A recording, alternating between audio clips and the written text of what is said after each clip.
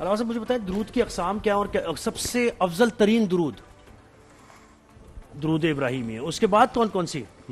درود تنجینا بھی ہے اور بھی درود ماہی بھی ہے۔ حضور مکرم نے فرمایا ہے کہ لا تصلوا علیہ صلاۃ البترا، مجھ پر دم کٹی صلوات نہیں بھیجنا۔ دم کٹی صلوات کیا ہوتی ہے؟ کیا ہوتی ہے؟ فرمایا اصحاب نے کہ یا رسول اللہ ما یہ صلاۃ البترا، یہ ادھوری صلوات، انکمپلیٹ درود، یہ کون سا؟ فرمایا کہ تم یہ کہو کہ اللہم صلی علی محمد و تسکتون، یا تم سکون، تم فقط مجھ پر درود بھیجو، میری آل پہ نہ بھیجو۔ یہ صلاۃ البترا ہے۔ بترا ابھی سورہ کوثر آپ کو یاد ہے، میرے ساتھ پڑھیے گا ذرا، بسم اللہ الرحمن الرحیم، انا اعطیناک الکوثر فصلی لربک وانحر ان شانئک هو الابتر۔ ابتر سے بترا ہے، وہی بترا کہ مجھ پر وہ ابتر والا ذکر نہیں بھیجنا، کوثر والا ذکر بھیجنا۔ اور جو کوثر والا جو ذکر ہے نا، وہ اللہم صلی علی محمد و آل محمد، کیونکہ ابراہیم علیہ السلام پر درود ہے اور ان کی آل پر بھی درود ہے، ابراہیم اور آل ابراہیم۔ اسی طریقے سے محمد صلی اللہ علیہ وآلہ وسلم اور ان کی آل پر، اور بی بی فاطمہ سے وہ تعلق۔ جی جی، اور حضور مکرم آتے تھے اور کھڑے ہوتے تھے بی بی فاطمہ سلام علیہ کے دروازے پر، کہتے ہیں السلام علیکم یا اہل بیت النبوہ، اے نبوت کے اہل بیت، تم پر درود و سلام ہو۔ تو کائنات کے نبی جہاں پر درود و سلام بھیجے نا، وہ دخت نبی بی بی فاطمہ الزہرا سلام علیہ کا بیت اشرف ہے۔ تو ایک تو بات یہ ہو گئی کہ یہ صلوات کی ایک شرط ہے۔ دوسرا یہ کہ آپ نے موبائل کی بات کی، بڑی اچھی بات ہے۔ دیکھیں موبائل جو ہے نا، وہ بہت سی چیزوں کو ریپلیس کر چکا ہے۔ موبائل کیلکولیٹر کو ریپلیس کر چکا، اب کیلکولیٹر کا وجود تقریباً نہیں ہے، کیلنڈر کو ریپلیس کر چکا، فون بک کو ریپلیس کر چکا، ڈائری کو ریپلیس کر چکا، لائبریری کو ریپلیس کر چکا۔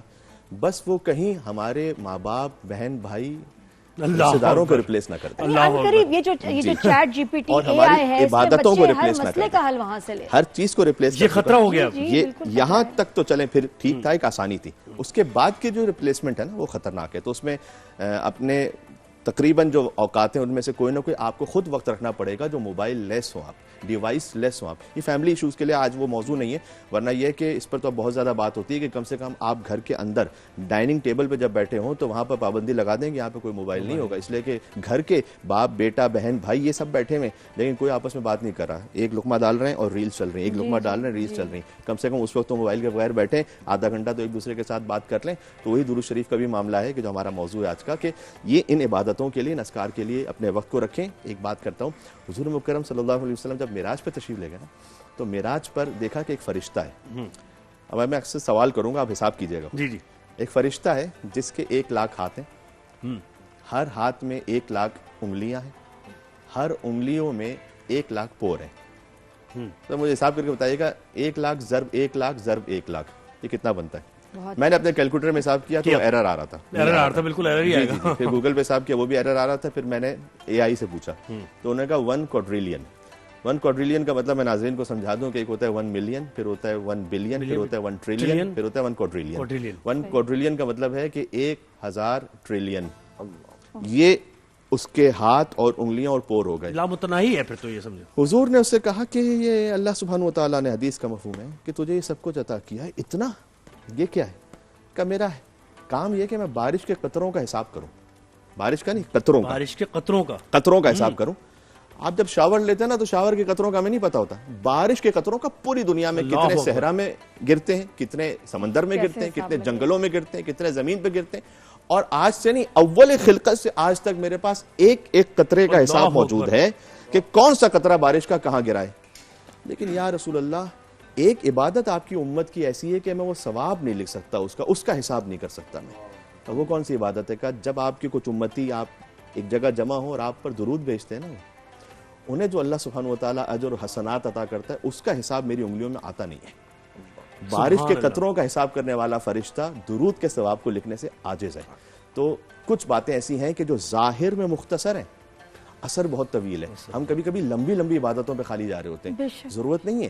کسی عارف سے پوچھا گیا کہ میری کوئی حاجت ہے، کتنی مرتبہ صلوات بھیجوں؟ ہوتا ہے کچھ اذکار میں اتنے 100 مرتبہ، لیکن اس وقت ایک ہدایت کا موقع تھا، انہوں نے کہا کتنی مرتبہ میں صلوات بھیجوں؟ 100 مرتبہ؟ ایک مرتبہ؟ ایک مرتبہ بھی دل سے بھیج کے تو دیکھ، ایک مرتبہ کیا اللہ نہیں سنے گا کیا؟ ایک مرتبہ اگر وہ تمہیں درود بھیج دیا ہے اور جو قبول ہو گیا اللہ کی بارگاہ میں، ایسا درود کہ جس کا 1,00,000 ضرب 1,00,000 ضرب 1,00,000 والا فرشتہ لکھنے سے عاجز ہے، تو کیا تیری حاجت نہیں پوری ہوگی؟ جواب اگر آ گیا، ہاں، تو کبھی مختصر، اللہ سبحانہ وتعالیٰ کوانٹٹی کو نہیں دیکھ رہا، وہ کوالٹی کو دیکھ رہا ہے، وہ آپ کی کمیت کو نہیں دیکھ رہا، وہ کیفیت کو دیکھ رہا ہے۔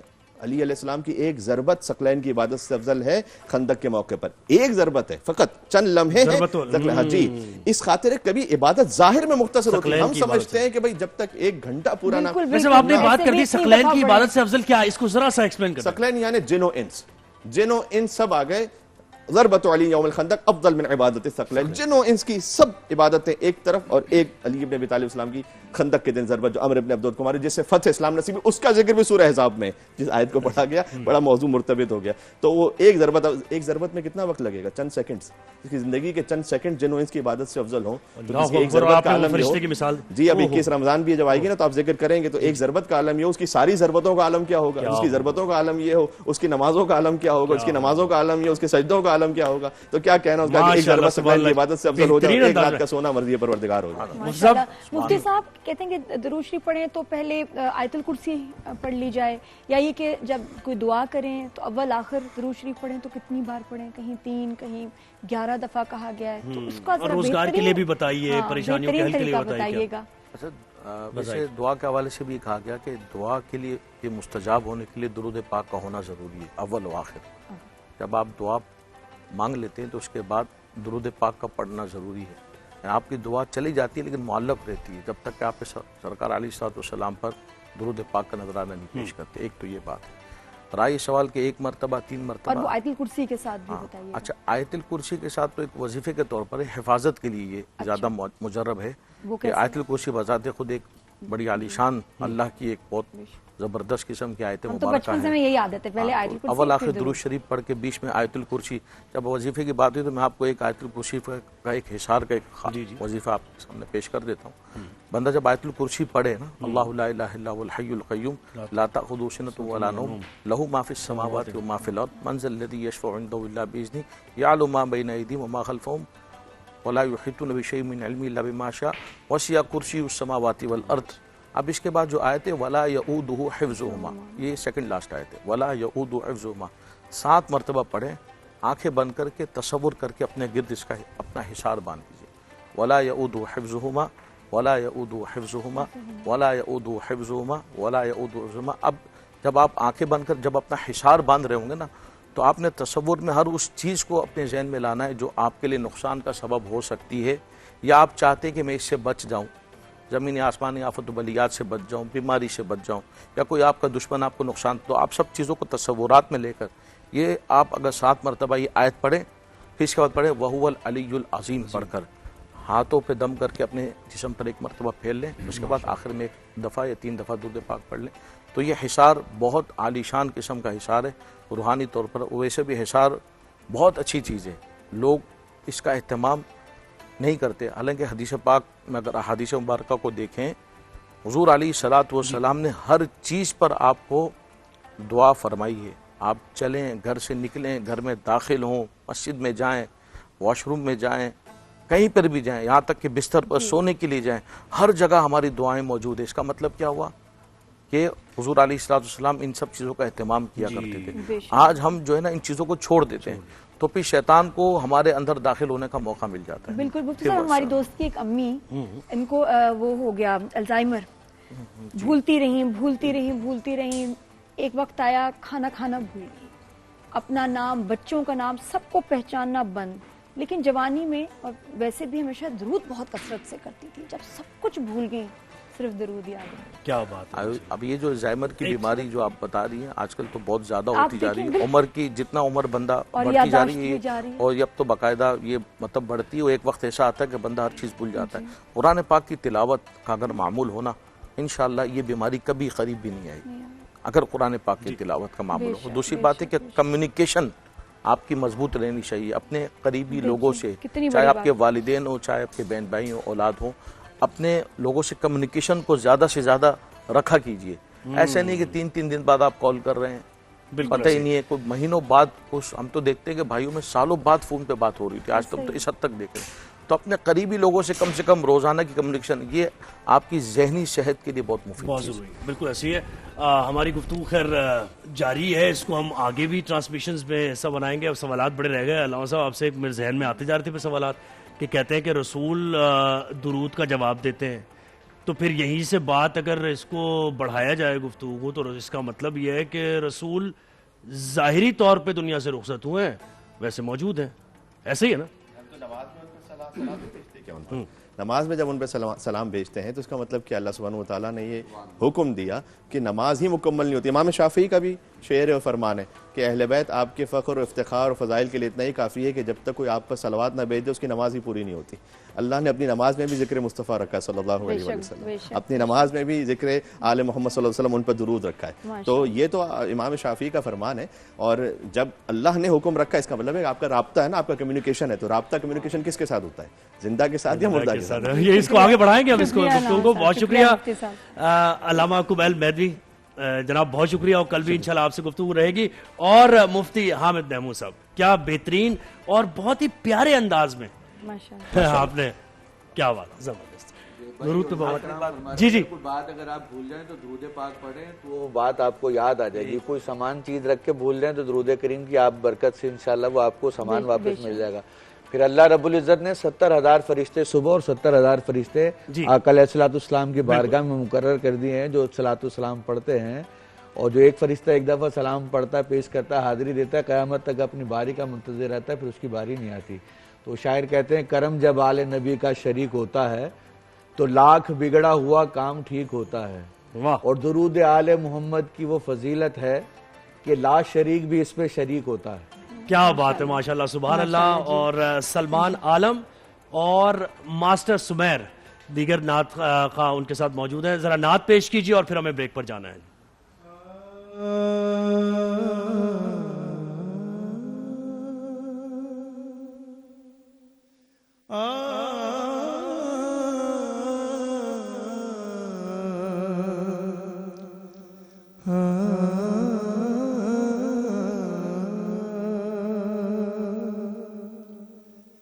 تیرے نام سے ہر ابتدا ہے، تیرے نام تک ہر انتہا ہے. تیری حمد و ثنا الحمدللہ کہ تو میرے محمد کا خدا ہے.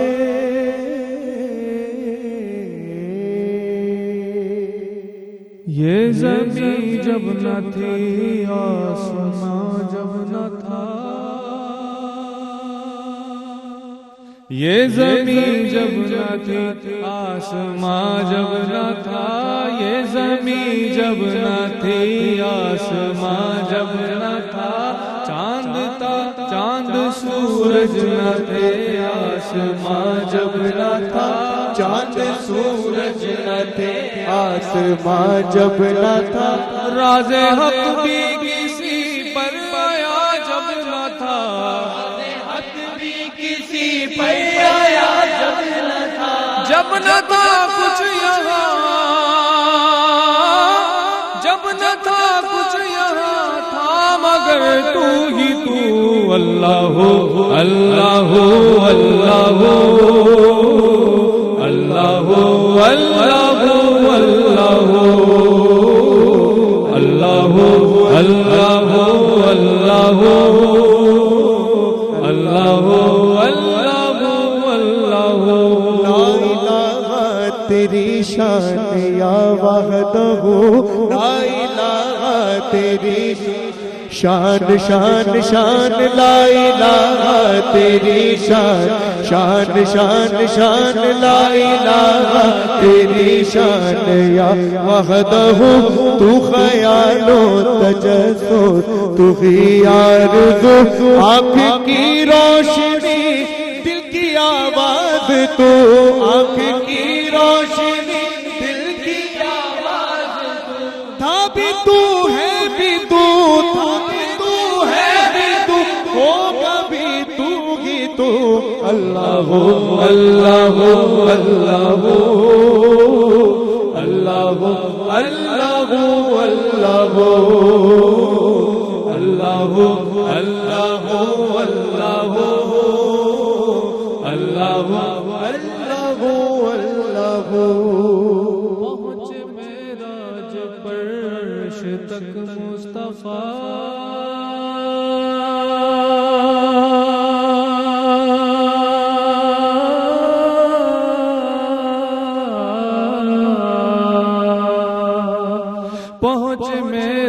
معراج پر عرش تک مصطفیٰ پہنچے معراج پر عرش پر جب نہ معبود بندے میں پردہ رہا جب نہ معبود بندے میں پردہ رہا تب ملائک نے حضرت سے جھک کر کہا جب ملائک نے حضرت سے جھک کر کہا ساری مخلوق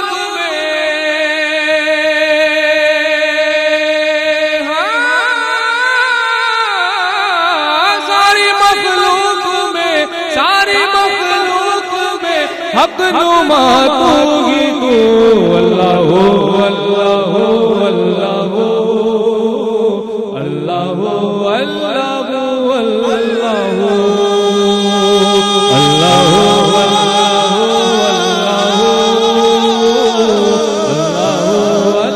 اللہ